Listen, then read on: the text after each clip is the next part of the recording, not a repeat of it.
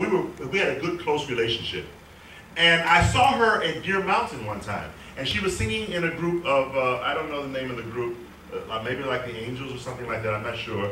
And I said to her, oh, hi. I went up to her when we talked. I said, so I hear you're married. Where's your husband? She said, he's not here. And she had married a Korean man. And I said, well, I know he's not here, but where is he? And she never gave me the answer. So the next time I saw her, and I thought, I don't feel unusual to ask her, where's your husband? Because I feel like I knew her well enough to ask her without sounding like I was being nosy. I just wanted to know. I was their pastor. So I was curious. I said, so where is your husband? I said, ask her again. She said, he's not here. And she just looks away, as if she doesn't want to talk about it. And I thought, oh. I said, well, it sounds to me like her husband stopped coming to church or whatever. I don't know what the purpose was.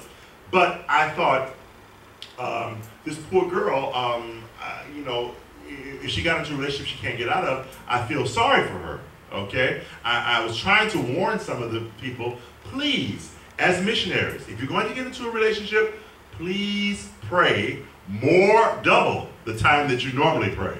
Ask God to lead you. And sometimes it's difficult to take away those feelings. You have those feelings inside. You have to ask God, Lord, you have to talk, be honest with God. Many times I have to do the same thing. I say, Father, I enjoy these feelings, these passions. Please, I don't want to, it's difficult for me to ask you to take them away because I enjoy it. It's like asking, you don't want to ask, if you have some delicious food in front of you, you can't ask someone to take that away from me, even if you're on a diet, okay? So you have to ask, you have to really be honest with God, and God will help you. One of my favorite texts in the Bible is, now unto him that is able to keep you from falling and to present you faultless. So God can help you, and just be honest with him. Don't try to be fake with God and say, oh Lord, I want to follow you. And just remember, you are a human being. You have needs. God knows that, okay? He's not unreasonable to know that. So he will be there for you. Now, and then there was another lady I wanted to relate to your story. She was an American lady, okay, that I knew back in Idaho. And she came here as a missionary. And she said she was always feeling guilty because she was spending time with her Korean boyfriend. And he ended up getting baptized, okay? But soon, not long after that, he left the church. He stopped coming to church. And one time she told me, she said, it was about 3 or 4 years ago, Chuseok time. And she got into a fight with her family. And her brother-in-law said, are you God? And I thought, yes. And he probably thinks that because she's American. And Americans have arrogant attitudes sometimes. Sometimes Americans think that they're better than other people. So she said she had a really difficult time. And she thought about leaving her husband, but it's hard for her to do that because she had 2 boys. And I thought to myself, she's paying a heavy price because she didn't, she said to her husband before she got married to him, I can't marry you unless you're an Adventist. Well, in Korea, they don't mind getting baptized. They'll go through the Bible study and then they'll get baptized, but their heart is not changed. And I saw that right here in this church once. A Korean American man married one of the Korean girls here. And, he's Korean Canadian. And I watched him. I just watched him. She said she couldn't marry him unless he got baptized. And I just watched him go through the motions, just like he was going through a regular ceremony. Like, okay, what's next? I stand here and I do this. And I thought, this guy's heart does not look like it's been changed. I'm not judging or condemning him, but I said, sometimes you have to really, all the time, you have to really be careful and pray and ask God while you're a missionary here. Pray and ask God to help you and lead you the right way. It's not easy, believe me, it's not easy. Now, let no man despise your youth, Paul says. Another thing as missionaries what we need to be careful of. You're young. It's easy for people to look down on you because you're young. Okay?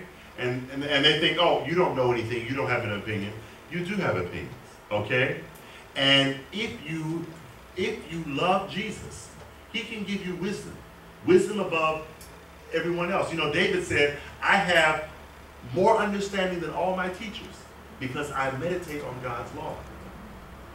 And if God is superior. He's a superior being in this universe. So if you follow what he says, you will also have superior wisdom. So, how important it is to gain respect no matter where you're from. I was always told by many people here in Korea, Clarence, you're an American, you're nothing in Korea. You are nothing. Okay? You're a black American, you're really nothing. Black people are only known for fighting and playing basketball. Okay? That's all black people are good for. And I hated that thought. I hated it. You know, and I saw that people would choose a white person over me. And I felt really bad about that. Sometimes I would get angry. You know, I said, yeah, my hair is woolly, you know, and yes, and I have a big behind, and I'm big, you know, I'm built like a black American man, but I have feelings like everybody else. I'm a human being just like you are. I cry, I get hungry, I get angry, just like you. So it was really difficult, and when I first came to Korea, I was always getting angry about something. Okay? I thought people were very rude to me. And I had to pray about that. And ask God to change my heart and my spirit. You may not be from the most powerful country in the world, but you are still one of God's children. There are people who have a lot more than you have. They have fine cars, they have a nice house, they have nice clothes, but they are very unhappy. The people who are satisfied with what they have are the happiest people in the world. The people who are miserable put their trust in what they have. That does not make you, okay? It doesn't, because you don't have something does not make you inferior. How you feel about yourself, that makes you superior to other people.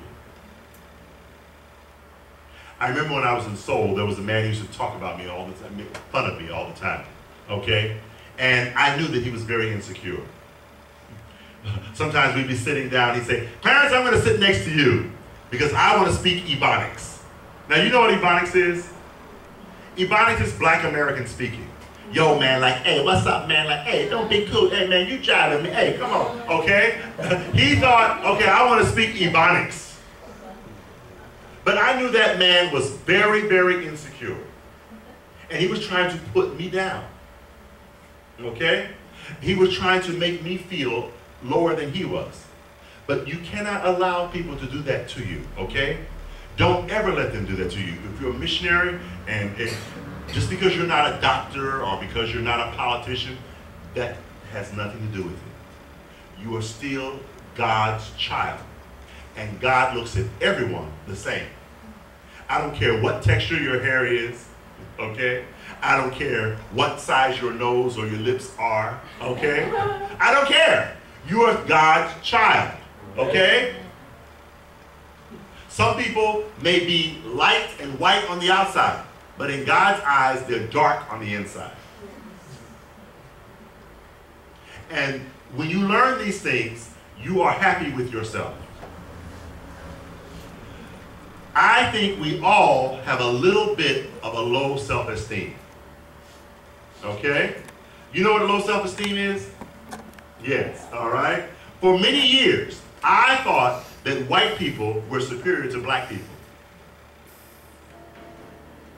I used to want to have hair like yours. I used to want to throw my hair back and I wanted to do that when I was a little boy. I wanted to do that so bad. I said, why other people can do that? They can take their hair and throw it back. And I can't do that. So when I got cornrows and braids, and I had my braids down here, you know, sometimes I had never grown up being able to feel my hair. And I'd move my head and my braids would hit my back. And I turned around, what was that? I was not accustomed to feeling my hair, okay? Even though I had the braids, the long braids, and the braids were not even my real hair, okay? But I said, well, at least now I can know what it feels like to move, shake my head and feel my hair. But I had to learn, because my eyes are not blue, because my hair is not wavy or curly, that doesn't mean I'm an inferior person. Jesus died for me just like he did for the white man, like he did for the black man, like he did for the brown man, or the red man, or the yellow man. He doesn't